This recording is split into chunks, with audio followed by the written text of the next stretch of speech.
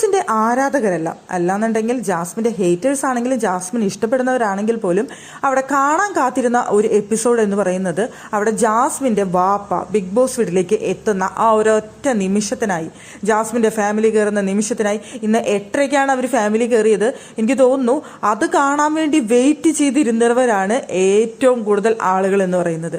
കയറി കഴിഞ്ഞിട്ട് അവിടെ എങ്ങനെയാണ് ഇവർ പ്രതികരിക്കുന്നത്, എന്താണ് അവിടെ ചെയ്യുന്നത് എന്ന് കാണാൻ വേണ്ടിയിട്ടാണ് അവിടെ വാപ്പ മകളെ തല്ലുമോ അടിക്കുമോ എന്നൊക്കെ അറിയാൻ വേണ്ടിയിട്ടുള്ള കാത്തിരിപ്പിനൊടുവിൽ ഇവിടെ ഒന്നും സംഭവിച്ചില്ല. അവിടെ ഗബ്രിയുടെ മാലയും ഫോട്ടോയും എടുത്ത് മാറ്റി അതിനുശേഷം മകളെ ഉപദേശിക്കുന്ന ഒരു വാപ്പയും ഉമ്മയാണ് നമുക്ക് കാണാനായിട്ട് സാധിച്ചത്. എന്തിനും വാപ്പയും ഉമ്മയും കൂടിയുണ്ട്. മോള് വിഷമിക്കേണ്ട, മോൾക്ക് എന്ത് പ്രശ്നങ്ങളുണ്ടെങ്കിലും ഞങ്ങൾ കൂടെയുണ്ട്. ഇവിടെ നടന്നതെല്ലാം ഗെയിമാണ്, അതെല്ലാം ഗെയിമിന്റെ ഭാഗമാണ്. അതുകൊണ്ട് ഇവിടെ നിന്ന് ഗെയിം കഴിഞ്ഞ് ഇറങ്ങുന്നതോടുകൂടി മോള് അതെല്ലാം മറന്നേക്കണം, അതൊക്കെ കഴിഞ്ഞില്ലേ മോളെ എന്നാണ് ഉമ്മയും വാപ്പയും ചോദിക്കുന്നത്. അവിടെ ഗബ്രി എന്ന് പറയുന്നത് പോലും ഗെയിമിന്റെ ഭാഗമാണ് എന്നാണ് ഉമ്മയും വാപ്പയും അവിടെ ജാസ്മിനോട് തന്നെ പറഞ്ഞുകൊണ്ടിരിക്കുന്നത്. ആ ഫോട്ടോയും മാലയും ഒക്കെ വാങ്ങിയതിന് ശേഷം ഉമ്മ വന്നിരുന്ന് സംസാരിക്കുമ്പോൾ ഉമ്മ പറയുന്നുണ്ട്, ഇവിടെ കഴിഞ്ഞതൊക്കെ ഗെയിമായിരുന്നു മകള്. അപ്പൊ ഇവിടെ നിന്ന് ഇറങ്ങുന്ന സമയത്ത് എല്ലാം ഗെയിമിന്റെ ഭാഗമായിരുന്നു എന്ന് മനസ്സിലാക്കി എല്ലാം ഇവിടെ വെച്ച് പിന്നെ പഴയ ഞങ്ങളുടെ മകളായിട്ട് തിരിച്ചെത്തണം എന്നാണ് പറഞ്ഞത്. അവിടെ ഉപ്പയും അത് തന്നെയാണ് പറഞ്ഞത്, എല്ലാത്തിനും ഞങ്ങളുണ്ട് കൂടെ എന്ന് പറഞ്ഞുകൊണ്ട്. ഒരു ദേഷ്യപ്പെടലോ ചീത്ത പറയലോ അങ്ങനെയുള്ള യാതൊരുവിധ കാര്യങ്ങളും ഉണ്ടായിരുന്നില്ല. പ്രേക്ഷകർ ഒരുപാട് പേര് അതൊക്കെ കാത്തിരുന്നിട്ടുണ്ടാവാം.